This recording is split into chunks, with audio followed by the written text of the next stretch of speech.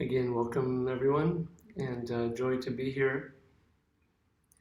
This is a very interesting topic, and I'll probably be more esoteric than I normally am because it is a subtle understanding and esoteric in the sense that it's hard to define it in a way that's just sort of matter of fact and cut and dried.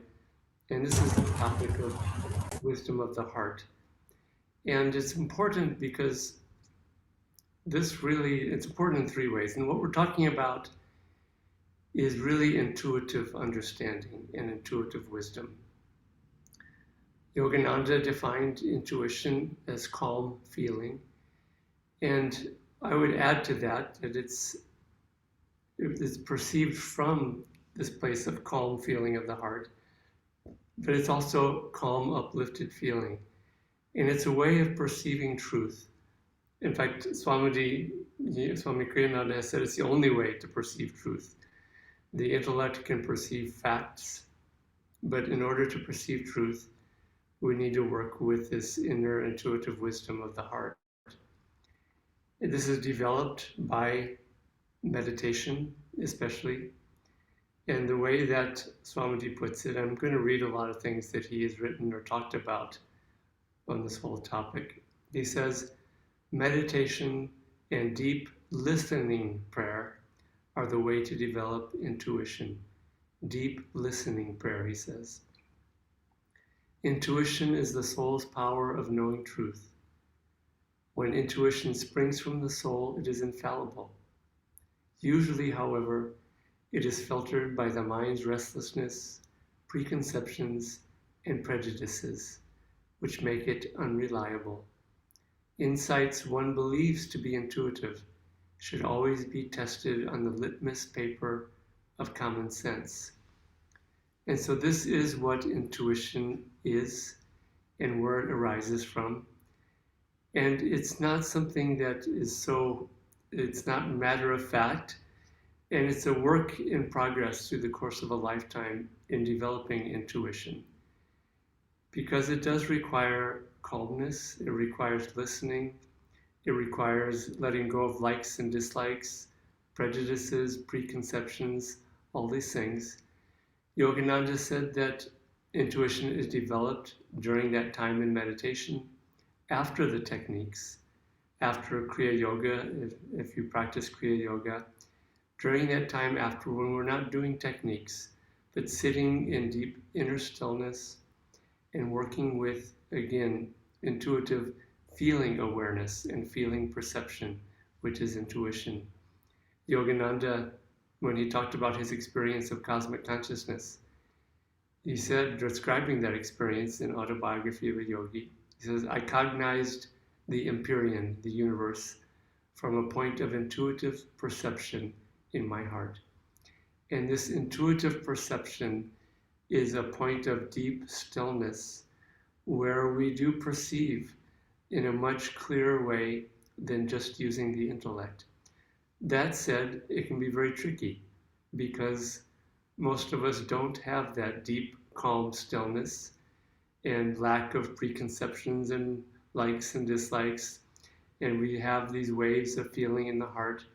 And so until we are probably liberated, intuition will be not always completely reliable. It will be, varying shades of truth and complete delusion even.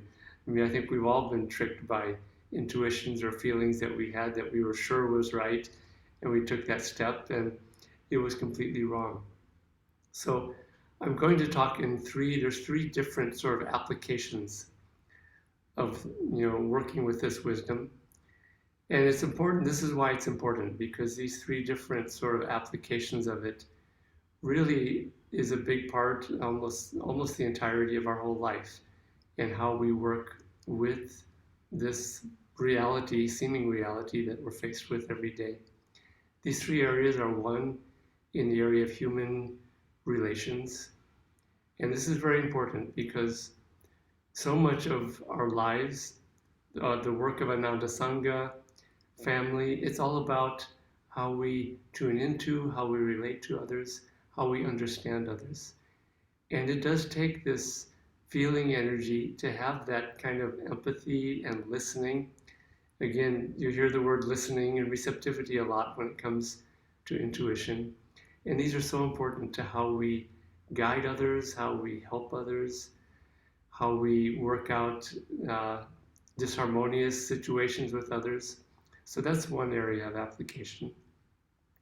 Another one is making decisions in life, because it's not always matter of fact when we are faced with a choice, because it's not, just not a mathematical formula. Swamiji talks about the use of reason to make a decision versus the use of more of an intuitive feeling. And he says reason adds everything up on one side of the ledger and the other side of the ledger, all the pluses and minuses, and just looks at it and says, okay, this is what we should do. And some of that is needed, and this is where it gets a little tricky. Intuition works more with just trying to feel, what is the right thing to do here? How should I act? What decisions should I make? And I'll talk some about my own recent experiences of this application of it, because in some ways this is the most important use and helpful use of this intuitive understanding. The third area, in some ways, is the most important, which is intuition is how we know God. Intuition is how we find God. Intuition is, again, it's that point of intuitive perception in the heart is how we know God. And Yogananda one time said intuition essentially is how we know God and how we find God. And this is why it's very, very important to understand how to develop it. In Autobiography of a Yogi, Master talks about the experience of cosmic consciousness, and he writes that it can never be given through one's mere intellectual willingness or open-mindedness. Only adequate enlargement by yoga practice and devotional bhakti can prepare the mind to absorb the liberating shock of omnipresence. So it's not intellectual understanding at all. It is pure intuitive understanding. But that said, he says yoga practice and bhakti. And that yoga practice is this one-pointed concentration that Swami Kriyananda says, the Gita, in his interpretations of the Bhagavad Gita. He said Krishna teaches that intuition comes only through when we've developed one-pointed concentration. And so all these things work together, yoga techniques, the Hongsa technique of concentration, but also which calms the waves of feeling of our heart also. And then opening the heart with devotion, with devotional bhakti, with receptivity, and again with this feeling awareness and feeling perception of the heart. That said, knowledge and understanding is also part of the equation. Sri Yukteswarji, I think one of my favorite sayings of his or quotes of his in Autobiography of the Yogi of a Yogi is, I think the way he puts it is, saintliness is not dumbness. It's not stupidity, it's not cluelessness. And the saints have a lot of energy rising up the spine into the brain, so there's really clear perception of the brain. The great scientist Albert Einstein, who you think in the realm of pure science, which he was working with, that it would be more about the intellect. But he said great discoveries and great advancements in his own understanding came through intuition. That said, and I'll just read something he said, knowledge is necessary too. An intuitive child couldn't accomplish anything without some knowledge. There will come a point in everyone's life, however, where only intuition can make the leap ahead without ever knowing precisely how. One can never know why, but one must accept intuition as fact. This was like the greatest scientist of his age, and maybe still to this time, that intuition is necessary to make that leap of real understanding, and especially intuitive understanding, wisdom of God, wisdom of all these different ways of working with it. Now, it is a subtle feeling, And Swamiji writes that everyone perceives it differently. It's not all in the book and you just study the book and then you do it and there it is. It's very sensitive and subtle, and it is very individual how it's approached. That also said, Swami Kriyananda, who I think was clearly the most intuitive person I think that I've certainly ever known, and intuition guided his life, but he also used a lot of common sense. But he was very careful with intuition. He wouldn't make these grand declarations. I never heard him say, I feel that we should do this.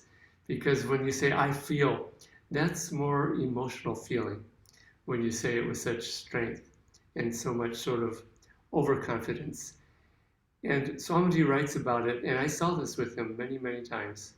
He says, even after years of trying to tune in to higher guidance, I still approach it cautiously. When people first begin working with their intuition, I find that they can become too affirmative about it.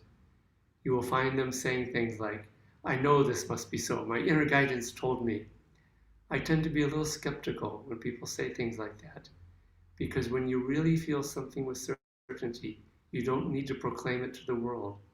It's best to sensitively hold on to that feeling and continue to listen quietly within yourself for further intuitive guidance. And so it is a subtle, quiet, extremely sensitive listening that loudly proclaiming the truth drives out that sensitivity and that sensitive listening.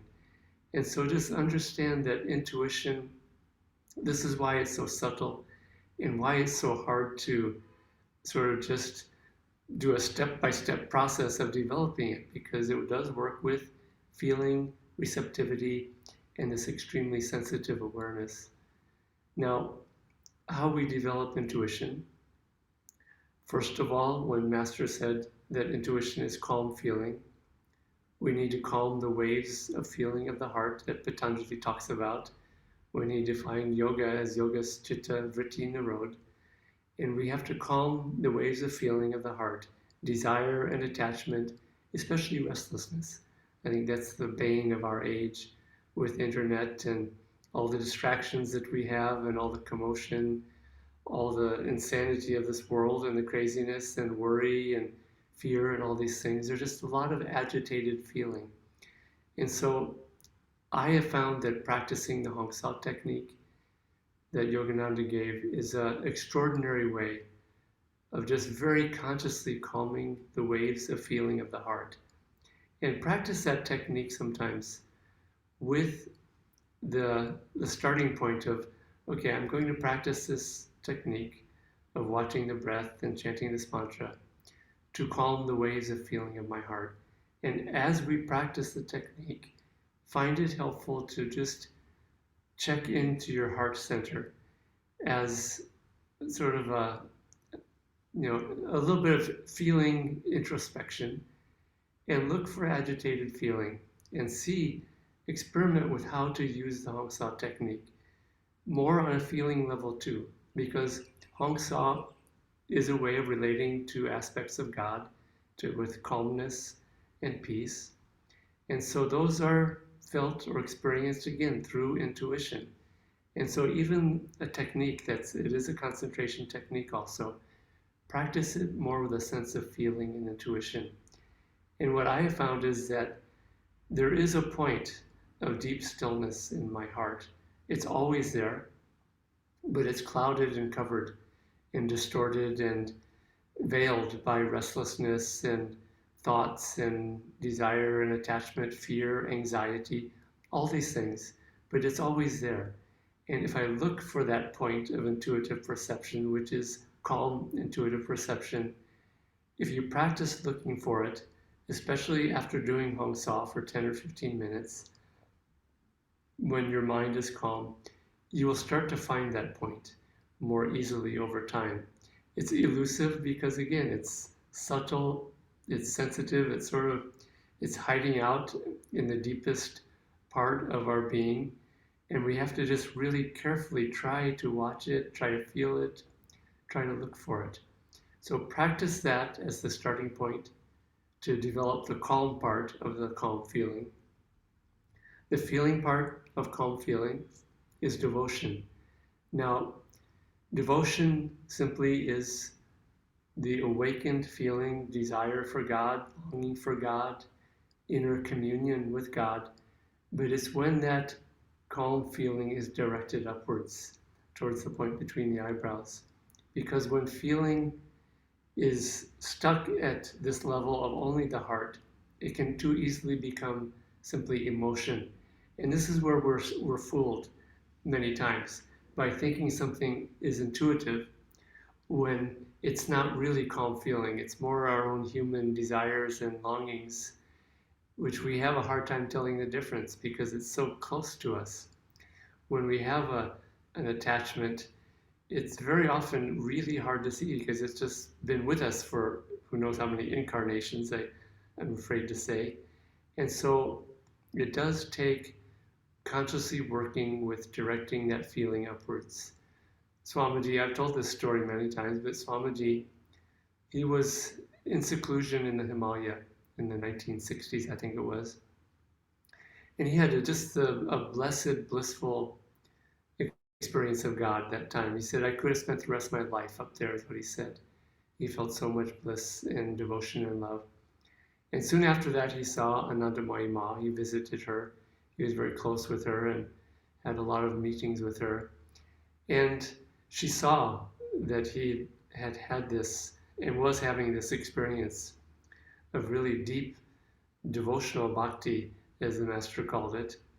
And she looked at him and she cautioned him. She said, be careful. She said that this love can go down the spine just as easily as it can go up the spine. And Swamiji said he did find that to be true of that experience. And the way to turn that love or to keep it from going down, he said that we have to, when we feel devotion and love for God, he said we have to direct it austerely up to the spiritual eye. And the way Swamiji describes austerely directing bhakti, it sounds like it's a contradiction of those two things. But what he's saying is that we have to, in a very calm, somewhat impersonal state, take that devotion that we're feeling and always direct it upwards. Otherwise, it can pull us down more into human feeling and even intensify our likes and dislikes and our human emotions. And so this is calm feeling that Yoganandaji talked about when it's true intuition. The agitated feelings of the heart are calm, and the devotional feeling is directed upwards to the spiritual eye. And the wisdom of the heart really is more of the combination of heart and spiritual eye, is really where it comes down to. Because it's not just vague feeling or just feeling that is just not, I wouldn't say stuck in the heart, but it has also wisdom perception that finds clarity and expression in ideas even, and in expression whether it's in art or in music or in science. And so that's, when Einstein was talking about intuition and knowledge, he was talking about the heart and the spiritual eye. Sri Yukteswarji too, a saint of great wisdom, that wasn't intellectual knowledge. It was the uplifted feeling, in his case, very austerely directed upwards to the spiritual eye. But these saints are great examples of how we can work with intuition. And so upwardly directed devotional feeling is very important. Confusion with intuition, where we're fooled by intuition and we're not really, not clear intuition, comes again from agitated feeling and from the flow of energy directing downward or downwards and outward. Now, Swamiji, when I saw him working with these things, he was never overconfident with intuition. He was always very careful with when he had a strong intuition, and he did. He worked from intuition, but he would always take tentative steps with it, and he wouldn't just plunge off into some crazy idea just because it was an intuition. He would also use some common sense, but he would also take it one step at a time. and try it out. And does this feeling, this is an intuition, but we can be fooled. And so let me try it out. Let me take a step in that direction. He would also ask the advice of his friends and his gurubhais who he trusted. He would never just go and do something or say, we should do this because I feel this and I have this intuition. He's like a child in a way. And he would just talk to Jyotishji, Deviji, and others from having had an intuition, and he would say, what do you think about this idea? I feel like this might be a good idea. What do you think? And he would always just refer to his wise friends and gurubhais in this way. So what Swamiji also says, if we listen in the heart for a divine answer and for this inner guidance, he said if we're feeling any nervousness, any certainty, any emotional feeling, then be very, very careful. View it with suspicion is what he says. And he says if we don't have an intuition, then simply use common sense. And he says intuition is supremely important when it's true, when it's really coming from the soul, because new things don't happen without really inspiration and intuition. And I'll talk about our monastery and the new direction of finding land here. And this is a very new step that we took, and it would not have come without some intuition. Now, one thing that Swamiji, that I found very interesting in talking about developing intuition, he says in a discussion about intuition, he seems to take a diversion in this one article that he wrote, but it's not a diversion. It actually is very important.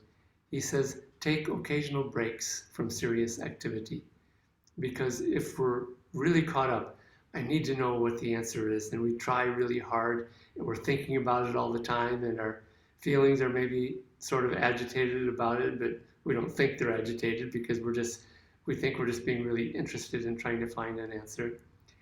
And he says, take occasional breaks from this over serious activity. And I have an example of this. I just love going out and playing every week or two. The monks go out, and today we spent a lot of time throwing a frisbee around in this park. And for me, there's just so much joy in that. I've been doing it for most of my life, and just the grace of throwing this thing with no meaning or importance. It's just this very childlike endeavor, and seeing it sail through the air and learning over the years to control it with the wind and curving it different ways. There's just a joy and lightness and a childlike joy in it. And the monks were there, but there was also two children, young adult children of one of our gurubhais. They were also playing with us. And one of them afterwards was asking me how to do what I was doing. And I sort of showed him the technique of, that I've learned over many years. But finally I just said, but really you just have to practice it a lot. And I said, I've been throwing a frisbee for well over 50 years of my life, 50 years. And it's just something that's really deeply rooted in my experience. And he just looked at me, 50 years. He said, don't you ever get bored with it? And this is a young man who, you'll see that people who come out of their childlike period and become teenagers and young adults, they kind of push away that childlike attitude because I'm an adult now and I'm supposed to be mature and intellectual and I'm smart, and they try to impress their friends with how witty they are and that kind of thing. And that childlike feeling is lost. And in a way, intuition does require some of this childlike trust of sitting before God, sitting before the Divine Mother and saying, I'm your child, guide me, help me understand this. Because intuition also comes from purity of the heart and this childlike purity of the heart. And so find a way to just, it's not a diversion, it's just a way to get back into this childlike state of just pure lighthearted fun with friends in any way. There's many ways that one can do it. It's not the mental distractions that most people seek when they're stressed out. This is more of just a simple, pure, childlike way of just not being so serious. And I found that when I come back to having to put out serious energy, because we do with our lives, after doing that, somehow my mind is refreshed. It's almost like all this mental thoughts and anxieties, just all that clutter has been blown away by the wind in a way. And I just am able to come back with a much fresher, cleaner approach to things. Because again, I've gotten out of my intellect. Swami Kriyananda recommended to his close friend, Nayaswami Jyotish, who is a very wise person and just very articulate and understanding, but he advised Jyotish, he said, start painting, take up the practice of painting or some practice like that, because otherwise you can become too intellectual. And just do something that is just more purely intuitive and just working with an intuitive flow. Music is another way of doing this. And again, childlike play is another way of doing this. So I'm going to talk also just about some things to look for to see about true guidance, because in some ways that's the most real and helpful way of using this wisdom of the heart is intuitive guidance in our daily life, working with others, making day-to-day decisions, making big important decisions. And so Swamiji says to look for three things when we're trying to understand the kind of feeling that is true guidance. And three qualities are calmness, clarity, and joy. And he says intuition always has those three qualities to it if it's really true. With calmness, when you experience true intuition, there's just a deeply calm feeling of the heart. If we get excited, oh boy, God wants me to do this. And if you are really happy that God has decided that he wants you to do a certain thing that you always wanted to do all along, and you get that feeling of emotional excitement, well, don't trust that intuition. Clarity, intuition is not vague, it's very clear. And so sometimes intuition can come in a very vague, kind of a dreamy way, or even in a subconscious dream. Sometimes it can come in a superconscious dream. But there should be clarity and light and around the understanding and guidance that comes. Finally, the other one is joy. If an intuition is true, there should be a calm sense of this deep inner joy. Now, I'll talk a little bit about my own recent experience with intuition, of working with it, because many of you know, maybe all of you, I helped to guide and direct our Ananda monastery. And there are 8 of us now 8 of us monks living in Chandigarh. And a few years ago, the monastery had sort of hit a roadblock and just a point where we really needed to do something really, really different and new.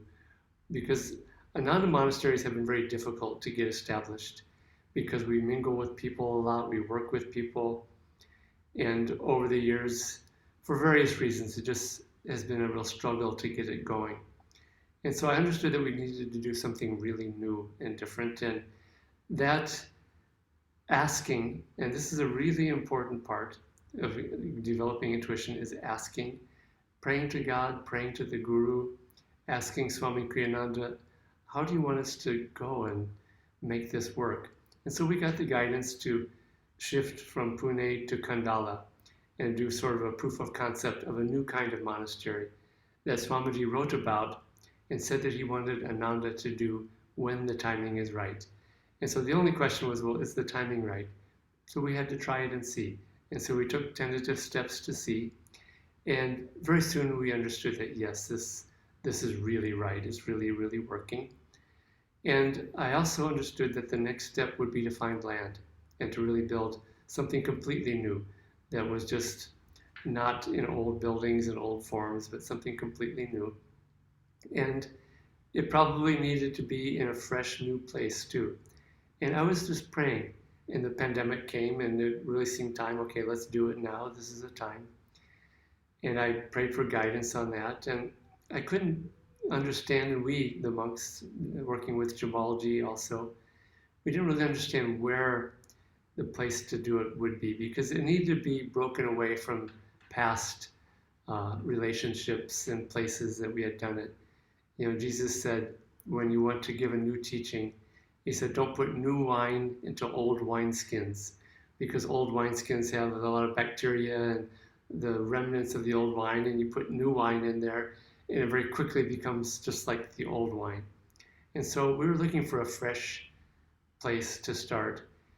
And it seemed like Swamiji wanted us in the north of India. He talked about the north of India being a place to do something new without the sort of the pressure of old traditions and old wineskins. And we didn't know where. And I was just asking a lot and listening a lot. And this is how you develop intuitions, by asking the Guru, asking Divine Mother, asking God, what do you want me to do? And then listening. And again, Swamiji talks about intuition as listening. And I was asking a lot, and I was just asking one of the monks, it seems like we should be in the north, but the Delhi area is just too busy. The monastery would get caught up in some of the same old problems that we've always had in the past, of too much outward busyness and mingling and socializing and all these things. And I said, I don't understand where and how. It needs a little bit of distance. And this monk, who's very intuitive, he said, Chandigarh. What about Chandigarh? And he was talking about land around Chandigarh. As soon as he said that, I thought a light went off. The light of intuition went off. That wasn't enough yet. And I meditated on it, and I did really feel that inwardly that, this could be right.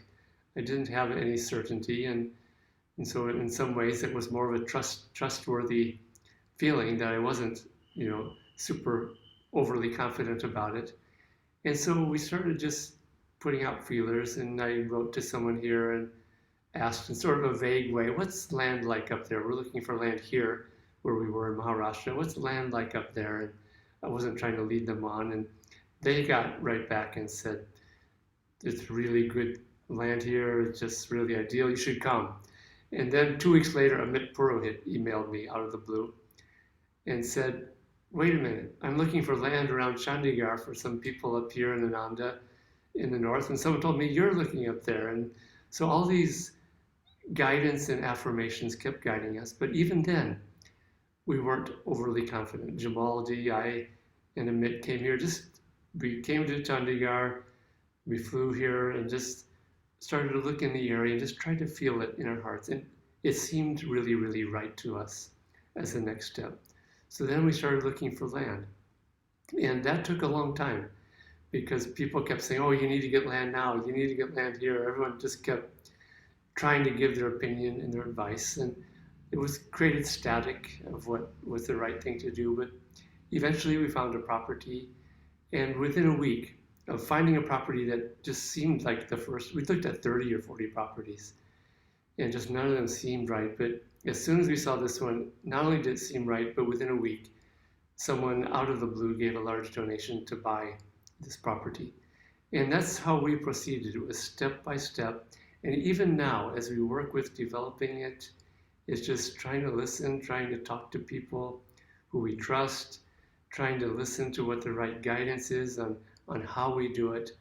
And so it never stops, this tentative listening, taking a step, listening after taking a step, before taking another step. And this process of receptivity and listening really is essential to really developing it over time. Swamiji writes about this. He says, a way to recognize intuition is to act it out and watch your reactions as you go. If you're doing the right thing, your inner feeling will gradually come stronger and clearer as you act. If you have no guidance at all, sometimes it is better just to start anyway, because often any action is better than none at all. But don't presume. Take small steps. You'll find by doing a little that the energy starts to flow. As this happens, the guidance gradually comes into focus. And so don't sit and wait for the lightning bolt of intuition to strike before you even act. I was talking about this once at a Sunday satsang at Ananda. I share this story, probably too much, but it's a good story. And I was sharing this idea of having to act, and then while acting, ask that our intuition and our understanding is guided to the right action in everything that we do. And this person, this was in California, and this woman came. She had a very rich Southern accent, and the southern part of the U.S. has a lot of folk wisdom to it. And she just said with a very strong Southern accent, she said exactly what you said. She says, my grandpappy always said, you can't steer a parked car. And that's what Swamiji is saying, is you can't steer a parked car. You have to start moving and start steering it and just sensitively feeling. And you know, when you drive, especially at high speeds, you have to sort of very sensitively feel the steering wheel and make small adjustments as you go along. And so we do have to start acting and moving. We can't just be stuck and wait for intuition to unfreeze us, because it probably won't come, because that's a passive approach that we're talking about. So finally, it's a lifelong practice. It's something that we develop. It's not something that you perfect and you've got it and then you can go on to the next thing. This really is a lifelong practice. But coming back to meditation finally, again, this feeling perception is how we know God. And so work consciously at doing what Master advised, which is sitting longer in the stillness after we do techniques and practicing this inner communion with God. Swamiji, he said once, he said, God is feeling.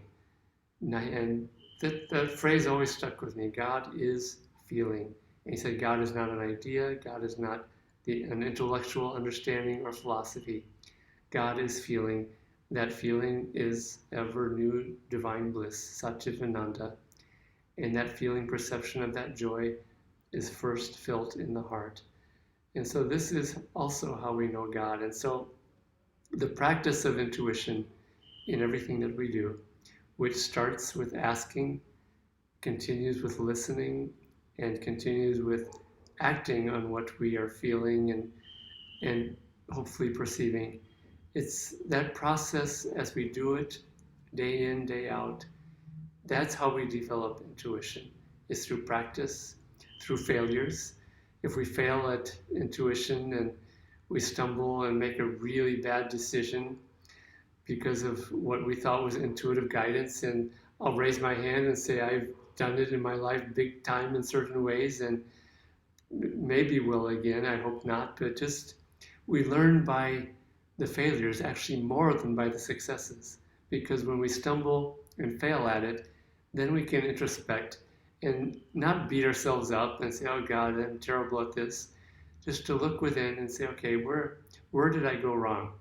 And again, it comes from sensitively trying to feel where we went wrong. And if we look back with the right intuitive perception and this feeling perception, we'll see, oh yeah, that feeling had some emotional like about it. I just really liked that idea.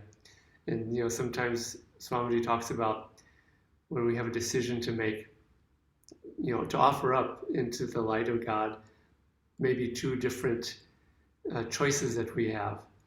But if we have any likes and dislikes about one of those choices, it's going to be tainted and colored by our emotional feeling. And so intuition, again, is blinded and disguised by our emotions. But we learn over time what that feels like and what that practice is like. So consciously work at developing it. Work at it also by working with an intuitive art, music, you know, that is a regular practice that starts to develop more of this flow in life. And I think that's why I like throwing a frisbee, because there's a flow to it and just a grace, and it's more flowing and working with, you know, curves and directions and all this thing. And so work with any way that you can work with developing intuition, because in the end, it's this development that will help us to find God and to know God. Because again, it's when we have that experience of samadhi, it's going to be understood, experienced, and felt from that point of intuitive perception in our heart. And then also be aware of just always working with directing this feeling upwards to the spiritual eye. So I think I'll open it up for questions now from Diti or others who might have questions about this. And if you feel to turn your video on, that's always appreciated so that I can see my friends and Guru Bhais there. If you're not presentable or the room is not lit up or anything, you don't need to, but I would love to see more of you. So, Diti, are there any questions that you have or others have? Thank you, Devarshiji. The satsang is almost like a workshop. I think we need to keep going back to all of the things that you said to kind of assimilate, because you've mentioned many different, in fact, steps into how we can develop this. Yes, I have questions. I'm sure many of us have. Um, my question is, Devarshiji, that some of us are, we have different makeup. So some of us naturally are more centered in the heart, that we are led by the heart. Some of us are more centered in the, cerebral decisions and analyzing things and taking direction that way. Is this intuition, should we look at it as a conscious practice that both types of us should do, or is this like those that are more led by the heart? I mean, how, with respect to this, how should we, should it be a natural outcome of the spiritual path, or should we consciously work on it? Yeah, we should consciously work on it. And it's not one or the other. It really is a combination of reason and feeling both. And that's where the clarity comes from, the common sense and the reason. And because if it's from the heart, it also needs to be directed upwards, like I said. And when the heart's feeling is directed upwards, there's a flow of energy that goes to the brain. And so the brain has more clarity and more wisdom and more understanding. So the wisdom is not just in the heart, it's this combination of heart and energy in the brain. But it's not intellectual, analytical, reasoning energy in the brain, because you'll see that just to express an intuitive idea and perception requires using the brain and the words, but not in an overtly analytical way. And so it does need both. If one is overly guided by reason, one should develop more of that feeling of the heart. If one is overly guided by just the passing feelings and emotions and is too feeling oriented, then one should more consciously direct that energy upwards to the spiritual eye. I would even go, Swamiji said that people who are more in their intellect, they should at times when they're meditating work more at feeling their heart's energy and have their awareness in the heart purely, the eyes gazing upward, but your awareness really just at the heart center. So it's almost a union of reason and feeling, because again, it's the union that comes from taking devotion, calm feeling, and directing that energy even austerely, as Swamiji says, up to the spiritual eye.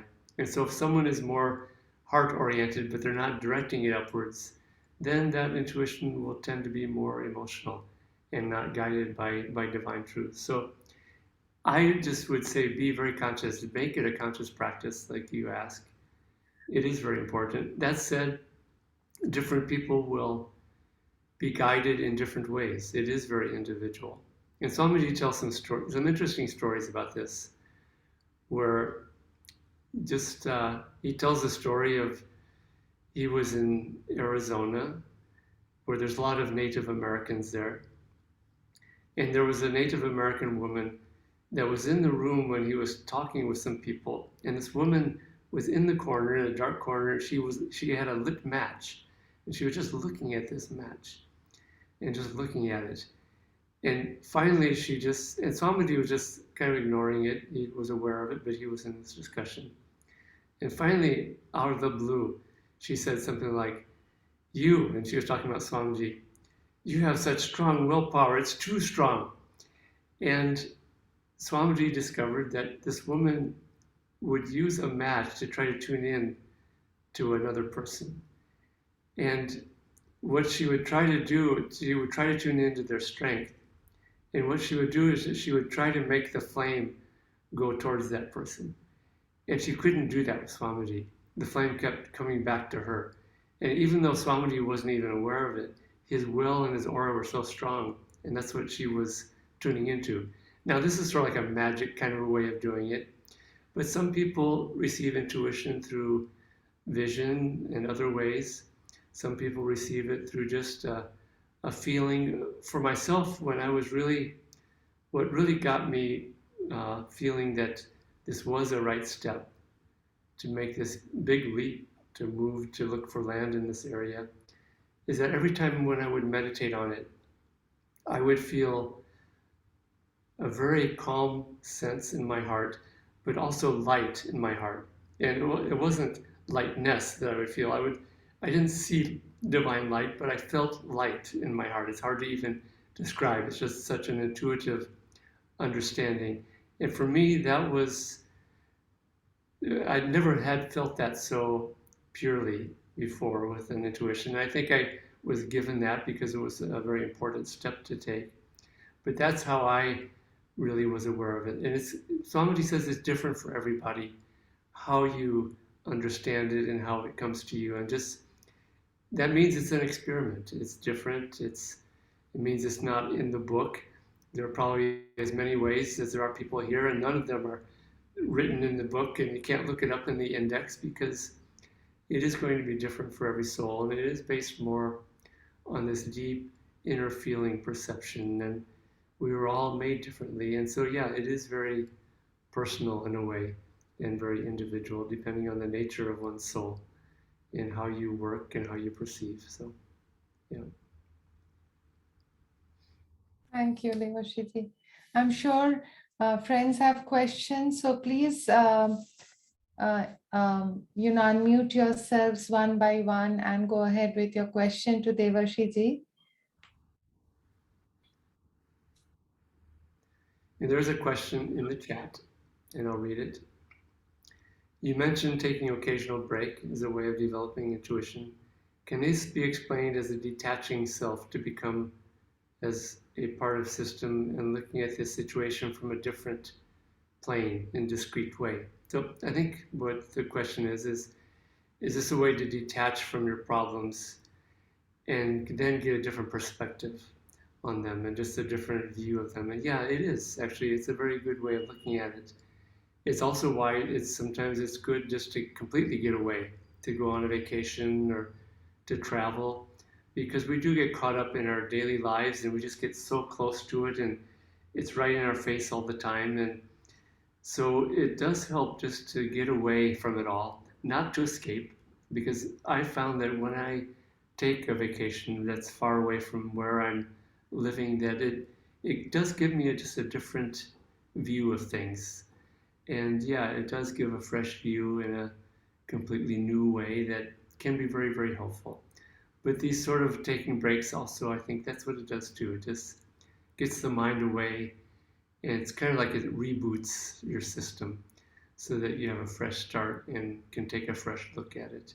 And again, from a more pure-hearted, childlike perspective, in the way that I was talking about, just going out and playing like a child again and just coming back to it more from that point of view of a child that's not just thinking intellectually.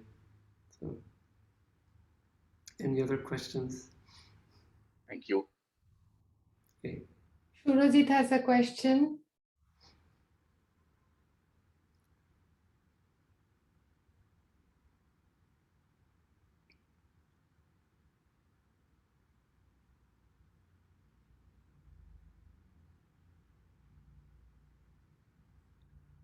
Can I audible now? Yes. Yeah. Namaste Devarshi ji. So my question is kind of, when you have an intuitive feeling that you are thinking it is right, maybe something you should go in that way, but sometimes you have also a doubt that whether we should follow that step or not, because you are asking Guru or Divine Mother more and more that whether we should go in that direction or not. Then suddenly I start seeing some kind of a literature, some post in WhatsApp or some post in social medias, that is kind of a um, I think that it is kind of a directing me towards that direction which was I thought as a intuition. So whether it's a kind of a means it's a kind of a coincidence, or my intellectual mind is gathering the knowledge on that path I should go. So can you guide me a little bit? Yeah, I mean, I would be careful with that because of what you say, because we're drawn to what we discover, quote, on the internet by what we already think. I mean, people Yeah. are drawn to the website or the quote or the people that reinforces their beliefs. And this is a problem with all of the political discourse and everything going on that way. So do be careful with that. But because some of these things, when we hear too many outside opinions, it can create static and such. Yeah, maybe that is one way that, if a quote of deep wisdom comes up, it can guide us. But either way, if we're going to take like bold new steps in our lives and do new things, yeah, there's always going to be a little bit of a doubt. This is why so few people in this world do really great new things, because most people are afraid. They have an intuition. I mean, I wonder how many countless people in this world have had really great inspirations and guidance that were true, but they never acted on it because they were afraid to fail, or they were afraid what others might think, or they had little doubts.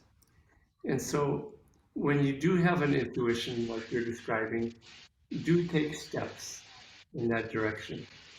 And just as Swamiji says, try it out and take a step, and does this still feel right? And sometimes a decision, actually taking the decision, means a huge step.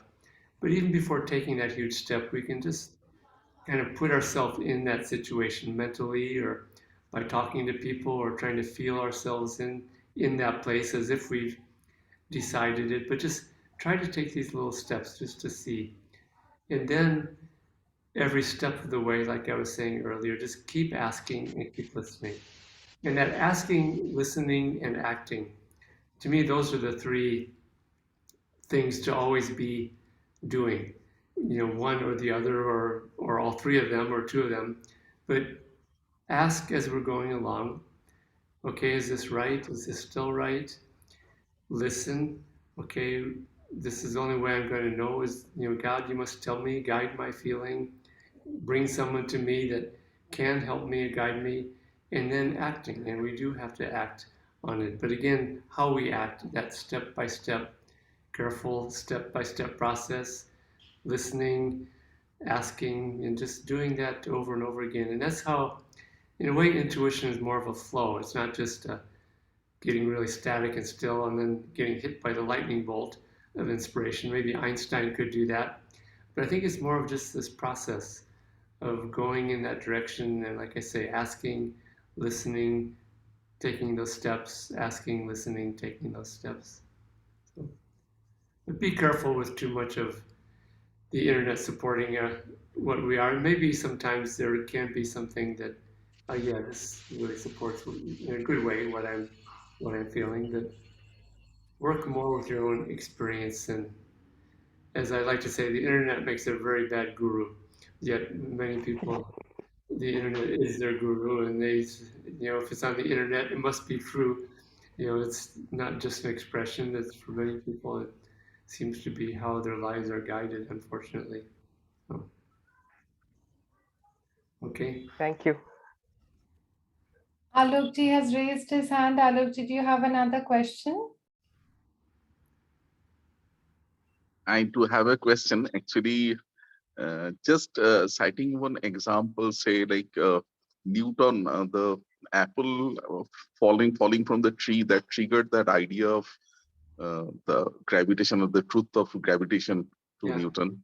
Similarly, so Archimedes invented the principle of buoyancy when he dipped in a bathtub.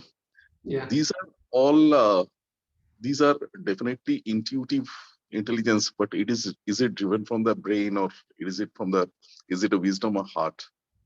Again, it's both. It's not one or the other.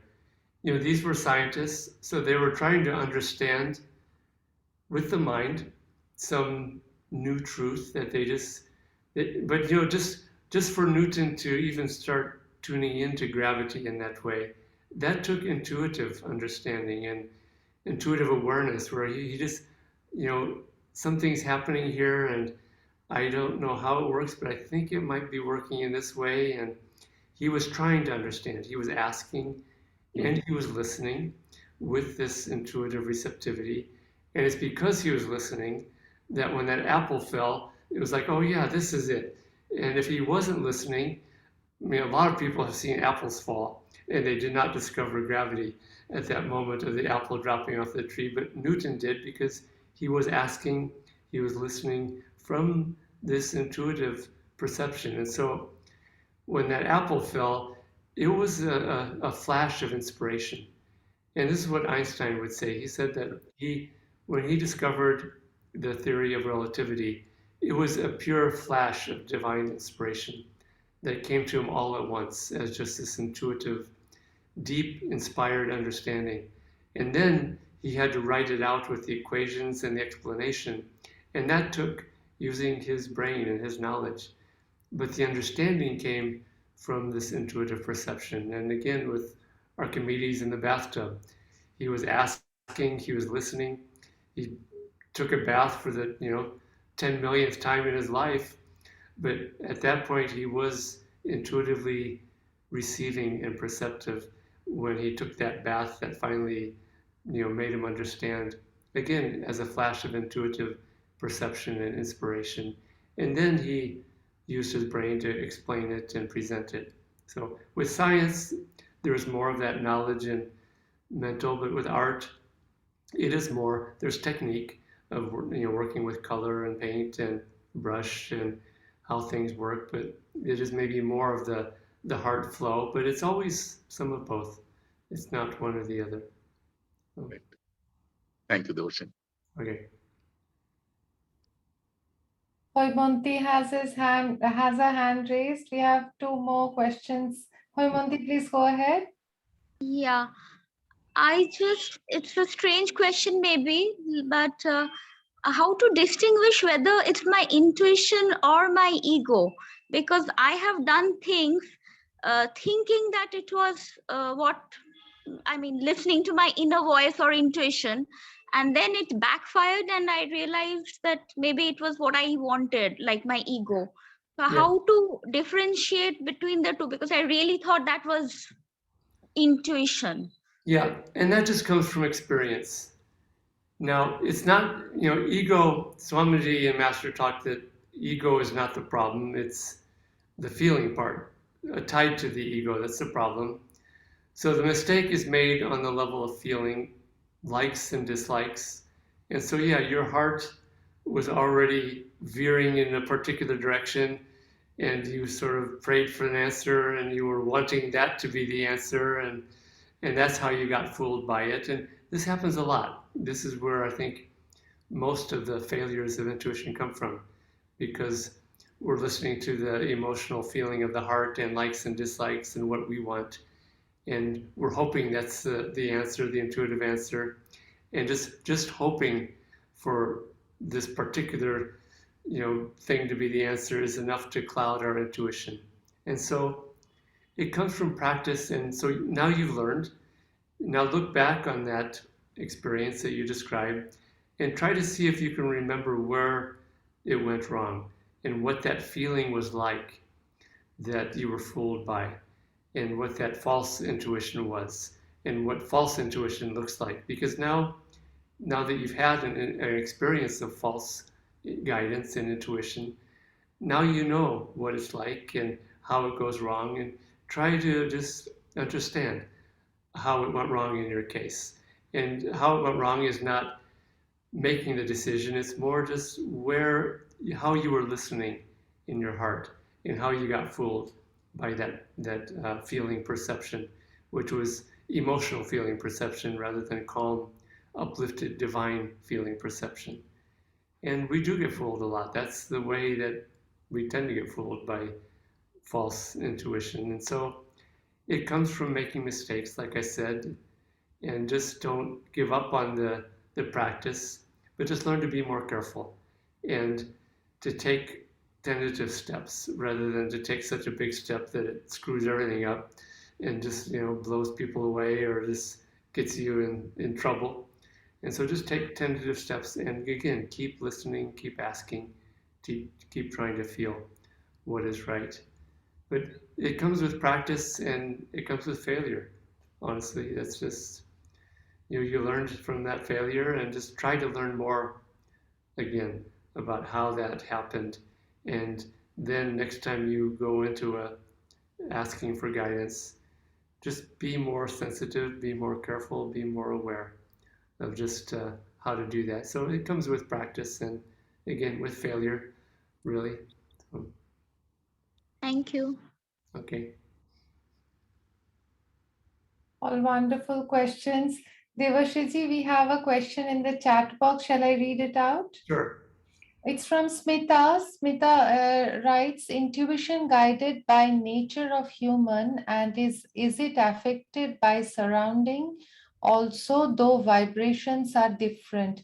Smita, would you want to just unmute yourself and just ask something here?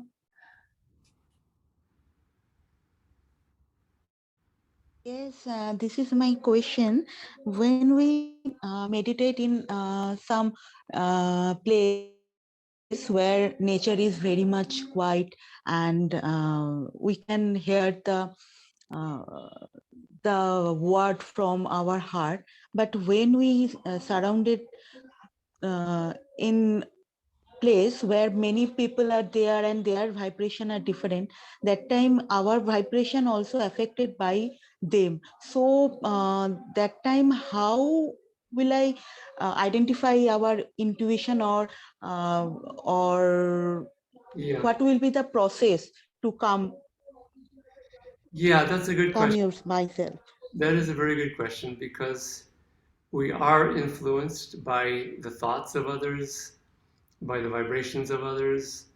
We're influenced by the opinions of others, especially people in our family and friends who have opinions about what we should be doing or their consciousness and their vibration. This happens with purely with meditation too. And it can be difficult to just go have a deep experience in meditation when there's a lot of mental restlessness and mixed up vibrations all around us. This is why Yoganandaji said environment is stronger than willpower. And so try to find a way to learn how to meditate, even in the midst of that kind of restless energies and vibrations and activity. There was a disciple of Yogananda who was guiding some monks in Kolkata, and it was Atmananda. And he would take the young monks and bring them to the busiest street corner in Kolkata and have them sit down and meditate at the busiest street corner to learn how to do that. And yeah, at other times, of course, we want to meditate in a place that's really natural and silent and still. But we also have to learn how to deal with these other situations because that's going to be a lot of the situations in our lives. So it comes with practice of going deeper into meditation, concentrating. One of the best ways to work with this is if we concentrate with deep attention, with Hong Sa and our other practices, if our stillness and our concentration is strong enough, our magnetism becomes stronger than the restless magnetism around us. That can be done. And so another way is to work with the Om technique. If you have the techniques that Yogananda taught with Kriya Yoga, is to work with the Om technique. Because the Om technique, it does two things. One thing is it shuts out the noise and the external vibrations of noise, but it also gets us in this listening state. Om technique is really the best technique for developing intuition because it's purely receptive and listening to God.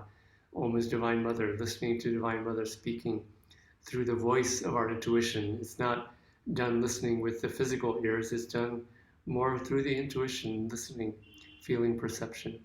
So work with these practices strongly.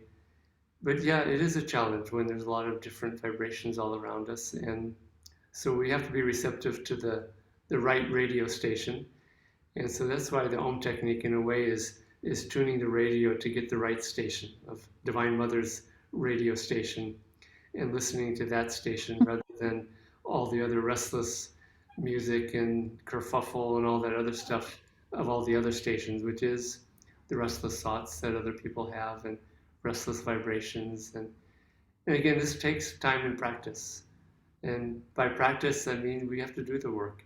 We have to practice meditation and do all these things that I've been talking about. But it can and does come with that kind of practice and just working with it and trial and error and trying these different things. So, okay.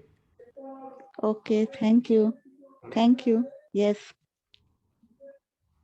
Thank you, Shweta. Devashiji, can we take one more question? We have a one raised hand. Arpun, do you want to turn your video on? You can go ahead and ask your question. Yeah. Good evening, sir. Good I evening. have a question. Mhm. Actually, you definitely have heard of Mr. Steve Jobs. He has spent quite a number of years of his life in a spiritual abode, right? And later on, he did mention in his biography that a spiritual part of his existence had played a very much important part in his kind of a guidance in his life, in his professional realm. So do you think, sir, this intuitions, meditations sharpen our insights, giving us fresh leverage of ideas in us to go ahead in our daily existence? Absolutely. And I think Steve Jobs is not the only one who was intuitive perception because what he came up with completely new ways of doing things, new Yeah. designs, new approach. That comes purely from intuition and spiritual perception. And he was a big fan of Autobiography of a Yogi. It was the only book he had on his iPad or whatever. And he had no other books that except that book. And he, in his last will and testament, he bequeathed to everyone who came to his funeral ceremony a copy of Autobiography of a Yogi. I have a friend, and this confirms what you're asking. This friend is an Ananda Kriya Yogi. He developed the app called Swipe, SWYPE, which is a very wildly popular app. He pretty much developed that single-handedly with a very small team, but it was purely his own inspiration and intuition that developed that app. And it came from a very clear desire of wanting to help people communicate, especially people who might be handicapped or slow in some way. And so I asked him one time about developing that app because it was really interesting because this is such a scientific process of Yes. computer programming Yeah. and the business side of what he did, but it's extremely scientific and all. And he told me that when he faced a problem or a roadblock with developing the programming, we're talking about computer programming, he said that he would practice Kriya Yoga, he would pray, he would meditate, he would pray to Divine Mother, guide me and help me find the answer to this. That helped him with computer programming, even the purely most rational part of that, to develop something that was beautiful and graceful in the end and help people. So absolutely, we don't have to be an artist only or a musician to be working with these things or someone who works with people. If you're a computer programmer, intuition and receptivity will help you become a better computer programmer and many other things that we're talking about. I use that single thing because it's seemingly the most, one is the most purely left-brained, rational, analytical thing that we can do. But that also comes from intuition if we're really trying to do something new. Of course, my friend also was a programmer, so he had the knowledge, but it was the intuition that helped him to apply that knowledge in really new, different, and inspired ways. So yeah, absolutely, yes. So he was immersed in that kind of a thought, and along with meditations and guidance from the highest realm, he got the message as to how to take it forward, right, sir? Absolutely, absolutely.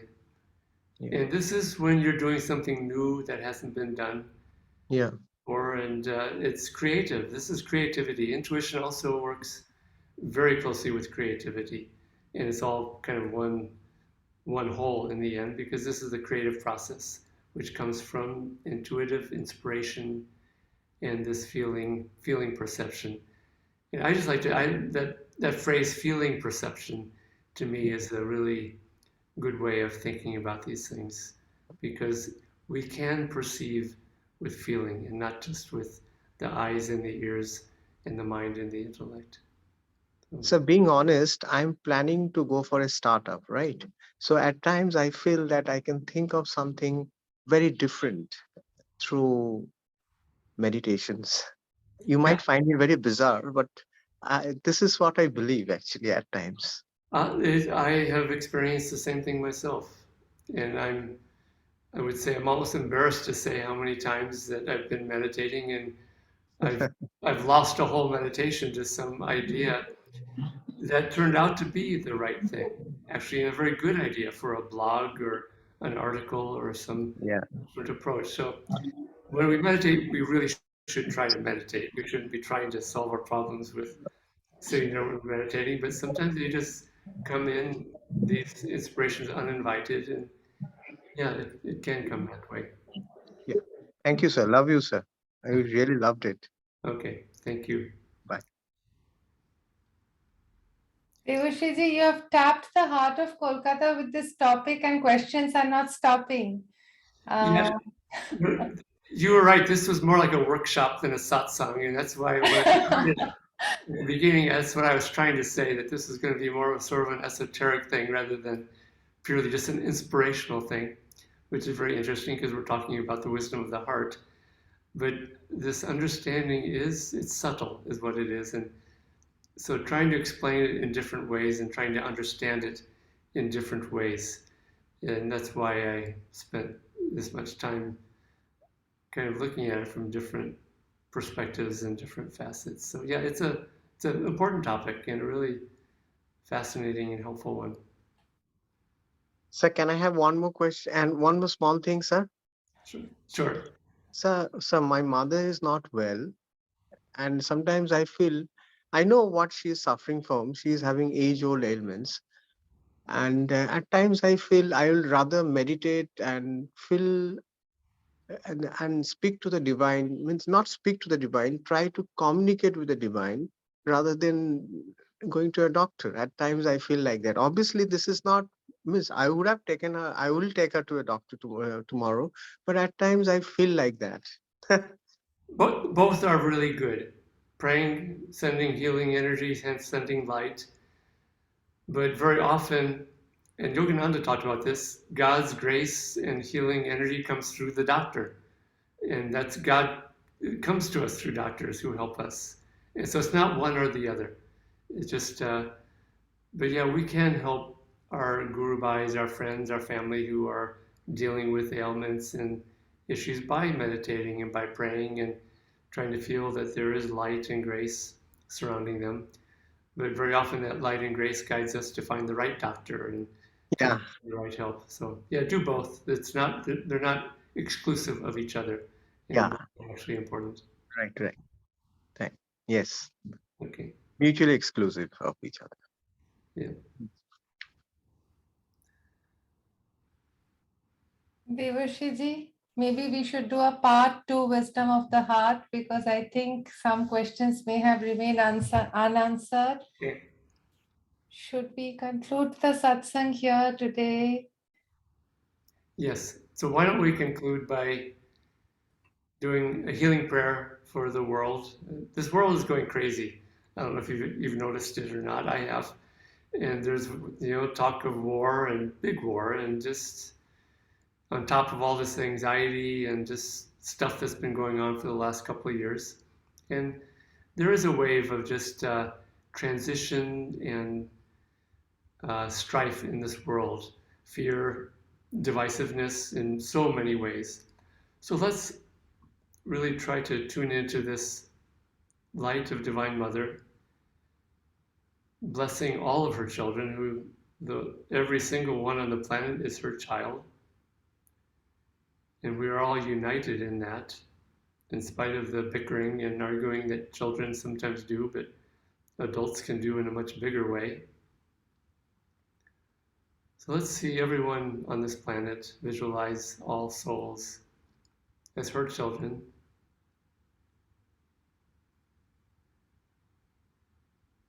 And we'll do Yogananda's healing prayer for the world. And let's pray together. Divine Mother,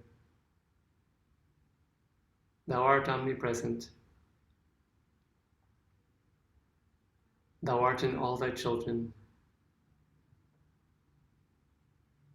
Manifest Thy healing presence in all bodies, minds, and souls. And rubbing the hands together